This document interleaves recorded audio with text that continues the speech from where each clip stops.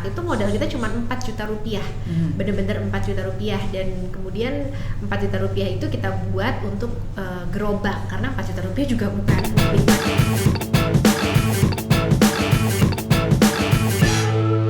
Eits, tunggu dulu, sebelum nonton video lengkapnya jangan lupa untuk subscribe ya, dan klik link di bawah ini. Jangan lupa juga untuk klik tombol loncengnya. Oke?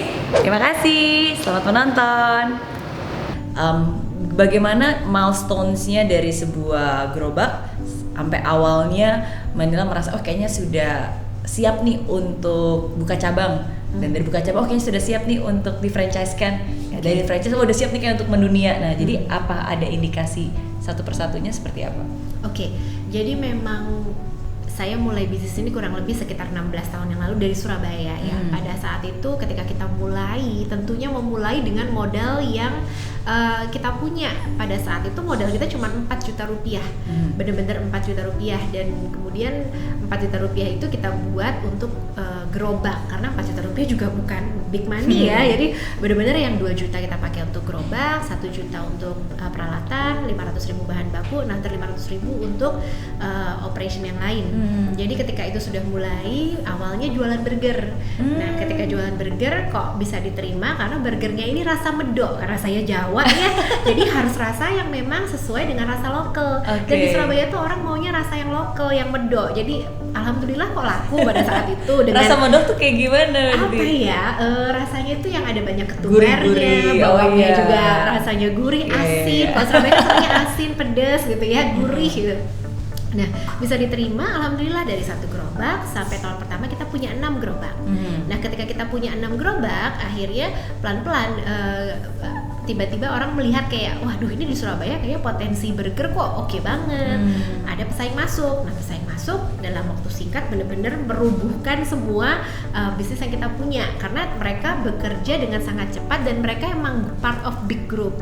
Jadi pada saat itu mereka masuk dalam waktu 3 bulan dan mereka go with sistem kemitraan, which is pada saat itu kita have no idea ya kemitraan itu apa, franchise itu apa. Jadi mereka masuk dengan sistem kemitraan dan dalam waktu 3 bulan bisa buka kurang lebih sekitar 30 gerobak. Dan kita dikepung dari kanan kiri, depan belakang, atas bawah. Karena target marketnya sama dan memang tujuannya ingin menduplikasi karena ngeliat di situ berhasil banget. Seperti itu.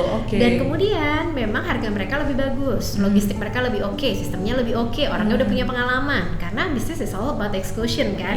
Operation mereka lebih bagus. Kita kalah dalam waktu singkat. Singkat kata, omset kita sehari misalkan bisa 300.000, zaman dulu ya, 300.000, 200.000 tuh gede. Sehari bisa cuma 10.000, 15.000. Akhirnya kita tutup. Dengan legowo harus menutup 6 outlet yang kita buka dalam setahun di depan rumah.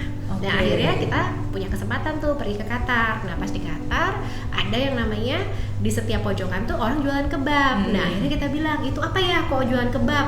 Ada daging gede gitu kan, baunya mengintimidasi, semua orang banyak yang ngumpul, dan saya berasa kayak itu loh, kayak ada kucing yang di toko yang manggil-manggil gitu kan. Ayo sini. Terhipnotis gitu kan, ini apa gitu. Dan akhirnya setelah saya liatin, ini konsepnya sama, grab and go food, bukan makan di tempat yang harus duduk.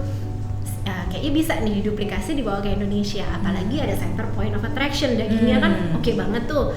Singkat kata saya bawa ke Indonesia, bukan saya yang masak.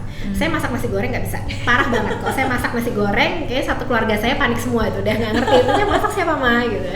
Akhirnya saya minta orang untuk redevelop rasanya supaya kalau kita juga ambil dari luar negeri kan mahal sekali harga HPP-nya.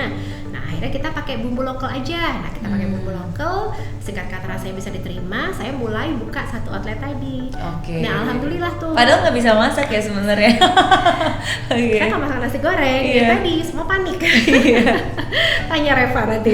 Tanya anak saya. Sama sih juga nggak bisa masak. Tapi berarti berarti nggak bisa bisnis kuliner juga ya. Sedih, ada GoFood ya sekarang. Ada GoFood betul. Tinggal mencet aja lebih gampang. Nah, akhirnya kita udah buka satu gerobak, pelan-pelan orang-orang pada tahu, oh rasanya kok oke, dan akhirnya kita buka tuh satu gerobak sampai 6 gerobak yang tutup tadi. Dan kemudian berkembang pesat. Nah ketika berkembang pesat banyak orang yang ngomong, Nilam mau dong buka, boleh nggak aku buka kebabnya dengan nama Mama Mary misalkan. Oh boleh, tapi beli gerobaknya di saya ya, bahan bakunya beli di saya. Tadinya awalnya seperti itu. Oh gitu, jadi Iya, awalnya semuanya boleh ambil mentahnya, terus saya bikin sendiri, pakai nama brand sendiri. Iya, Okay. ada Mama Mary, Baba Alpha, atau mungkin siapa gitu, boleh nggak masalah. Sampai akhirnya kita punya kurang lebih sekitar 30 outlet pada saat itu. Tapi kemudian yang terjadi adalah penjualan mulai menurun karena tidak adanya standarisasi. Semua orang jual sendiri dan kayak bahan baku tuh harusnya yang pakai lettuce itu mereka ganti dengan kol karena harganya lebih murah. Emang sayur sop diganti kol gitu kan.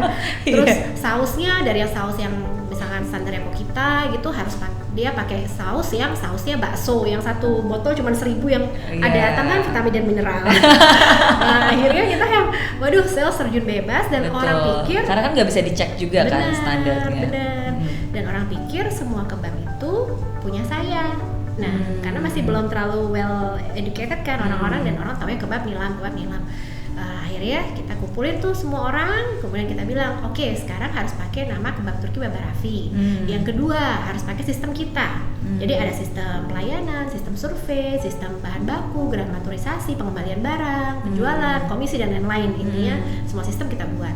Akhirnya setelah sistem kita buat, ada orang yang mau, ada yang enggak. Nah, yang mau kita retraining. Kalau yang enggak, kita juga udah nggak supply lagi seperti itu. Emang jumlah outlet menurun, tapi akhirnya berjalan lebih bagus, omset lebih bagus dari sana, orang mulai percaya lagi karena emang basically rasanya cocok. Betul.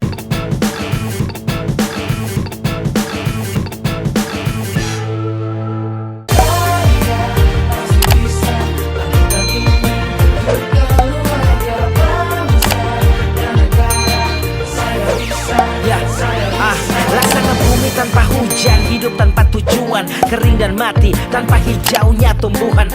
Demikian kalau mimpi tak kunjung terjadi,